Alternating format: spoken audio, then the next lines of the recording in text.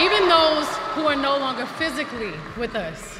L'anglais américain, quand tu vois, tu sais. Quand tu vois que ça c'est anglais américain, on n'a même pas besoin de te dire oh non, tu vois quand on a dit those, ça veut non non, on comprend directement ça c'est américain. La phrase elle est simple, elle dit even those who are no longer physically with us. Even c'est un mot anglais bien sûr et ça veut dire même. Je vais donner un exemple avec even. Et bien avant de donner l'exemple, je tiens à préciser que even parfois est utilisé avec if.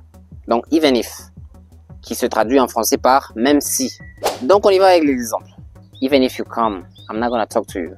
Even if you give your attention, she's not gonna respect you. If you're not working, even if you pray, nothing's gonna change. You got it?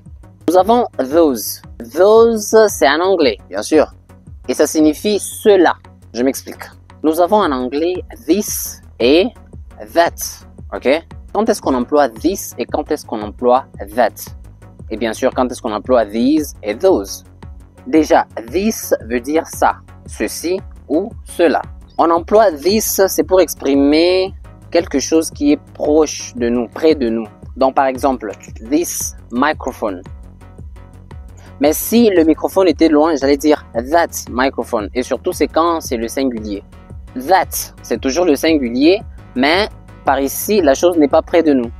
La chose est au singulier. Par exemple, that microphone is mine. That bracelet is not yours. Vous comprenez? Donc, that, c'est très loin, mais singulier. Alors, parlons de these et those. Commençons avec these. These, c'est lorsque nous parlons de plusieurs choses, ou soit même des personnes qui sont proches, près de nous. Ok? Près, near, next to us. Donc, par exemple, these people are my people. Ces gens sont mes gens. Ok? On parle des personnes qui sont près de nous. Are these copybooks yours? Un autre exemple avec these. I don't like these snacks. Maintenant, on parle de those. Tout ça, c'est pour comprendre pourquoi est-ce que Beyoncé a parlé de even those who are no longer physically with us. Donc, those, c'est pour parler des gens qui sont très loin de nous.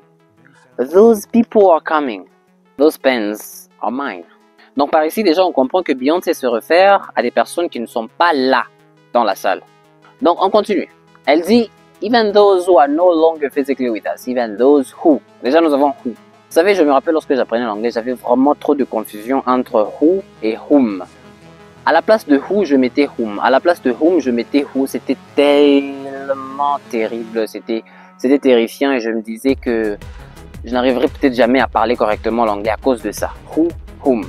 Si vous avez les mêmes difficultés, faites-le moi savoir en commentaire et nous allons faire une leçon très détaillée sur ça et vous n'aurez plus jamais de problème par rapport à ça. Alors nous avons déjà who. Who, c'est un pronom relatif et ça veut tout simplement dire qui. Who.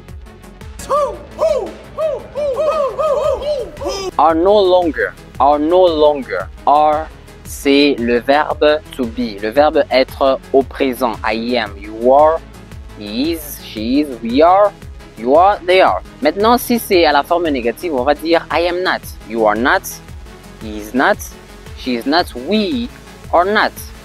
Mais dans cette phrase, elle ne dit pas are not.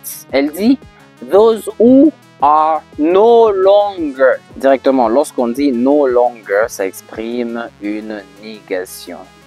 Ok? Physically. Physically veut dire physiquement. Déjà, je voudrais dire un truc par ici, un truc qui sera très important pour nous qui apprenons l'anglais, c'est que presque tous les mots qui se terminent par li, ok, surtout les adverbes de manière, prennent, donc comment dire, les mots en français qui se terminent par man, surtout les adverbes de manière, en anglais, ça se termine par li. Par exemple, physically, physiquement, mentalement, mentally, profondément, deeply, étonnamment, astonishingly. Ça, mais il faut checker.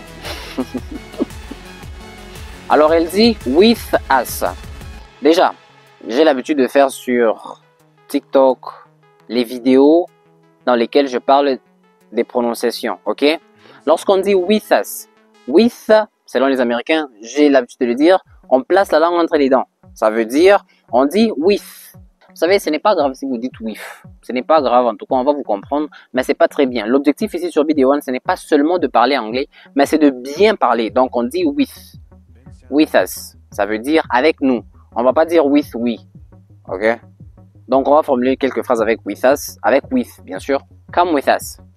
I don't want to go with you. I want to go with them. Bien avant de formuler la phrase, nous avons la solution pour vous qui apprenez l'anglais mais vous bloquez. Vous vous demandez comment quitter l'amateurisme, comment parler enfin fluidement, comment parler sans blocage. Ce manuel, l'art subtil de parler anglais sans blocage, vous permet de parler anglais en toute liberté et surtout sans peur. On vous donne des astuces, des techniques pour parler anglais, pour parler. Speak, speak, speak. Even those who are no longer physically with us. Donc le lien est dans la description. Bien avant de quitter la vidéo, formule une phrase avec physically. Moi je vous dis, be the one.